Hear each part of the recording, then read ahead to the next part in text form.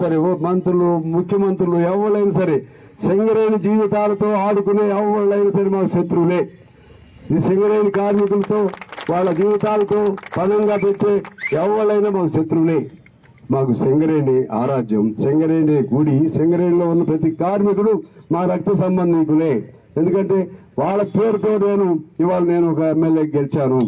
వాళ్ళ పేరుతోనే నేను మన సింగరేణి కార్మికులు ఇచ్చిన పోరాట స్ఫూర్తితోనే నేను చిన్నప్పటి నుంచి కూడా పోరాటాల్లో ముందు ఉండేవాడిని. చిన్నప్పటి నుంచి కూడా నన్ను ఎన్నిసార్లు ఎన్కౌంటర్లు చేసేవాళ్ళు. ఇప్పుడేదో నక్సలైట్లు ఎన్కౌంటర్లు అంటున్నారు కదా, ఆ రోజుల్లో నన్నే చేసేవాళ్ళు. సింగరేణి లేకపోతే నన్ను లోపల పెట్టి అక్కడ పెట్టేవాళ్ళు కూడా తెలిసేది కాదు. పోలీసులు ఎక్కడో పెడితే బావులన్నీ బంద్ చేసి తెల్లారిపాటికి వచ్చి ముట్టలు చేసేవాళ్ళు. ఇది సింగరేణి కార్మికుల చరిత్ర.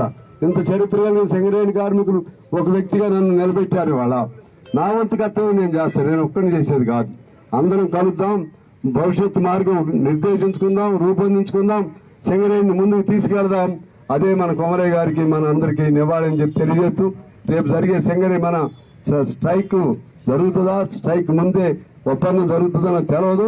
ఒకవేళ స్ట్రైక్ అంటూ జరిగితే స్ట్రైక్ విజయవంతం అయ్యే వరకు కూడా ఇతర యూనియన్లు కూడా మాట్లాడండి, వాళ్ళు కూడా కలుపుకుందాం. కలుపుకుని కార్మికుడికి మన పెద్దలు సంపాదించినటువంటి మెడికల్ ఇన్వాలిడేషన్ అంటే డిపెండెంట్ ఎంప్లాయ్మెంట్ ఎట్టి పరిస్థితులు పోయే సమస్య లేదు, పోకూడదు.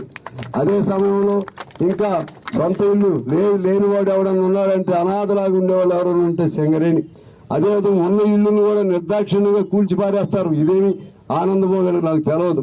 వాడు పేదవాడు అందులో బతుకుతుంటే వీడెప్పుడు అట్లా కాలు బయటికి పెడితే చాలు, రేకు ఆ ఇంటి పైన రేకు కదిలితే చాలు, ఆ రేకు వేసుకుందామని ప్రయత్నం చేస్తే చాలు బుల్డోజర్ పెట్టి దాన్ని కూల్చేస్తున్నారు. వీడు మానవత్వం ఉందా, మంచి గుణం ఉందా, రాక్షస గుణం ఉందా నాకేం అర్థం కావట్లేదు. అందువల్ల ఇటువంటి కొన్ని సమస్యలు ఉన్నాయి. అది పేర్లు మార్పుది ఒకటి ఉంది, అదేవిధంగా డిస్మిస్డ్ కార్మికులు ఉన్నాయి, అదే పెరుకు లాంటి సమస్య ఉంది, ఇంకా కొన్ని ఇతర సమస్యలు ఉన్నాయి. అన్ని తీర్చగలిగిన సమస్యలే, పరిష్కారం అవ్వగలిగిన సమస్యలే. వాటిని పరిష్కరిస్తారా లేకపోతే ఈ సమ్మెను విప్లవకర స్థాయికి తీసుకెళ్లి ఈ సమ్మెను ముందుకు తీసుకెళ్లాలా మీరే తేల్చుకోండి. ఆయన ఎవరు అన్నట్టుగా ఈ ఆఫీసులు పాల్గొడదాం, దీన్ని తగలబెడదాం, అవి అవసరం లేదు. మన ఆఫీసే, సింగరేణి ఆఫీసు మనదే, సింగరేణి హెడ్ ఆఫీస్ మనదే. మన కష్టంతో, మన కార్మికుల కష్టంతో నిర్మించుకున్నది. అటువంటి భాష మనకు వద్దు.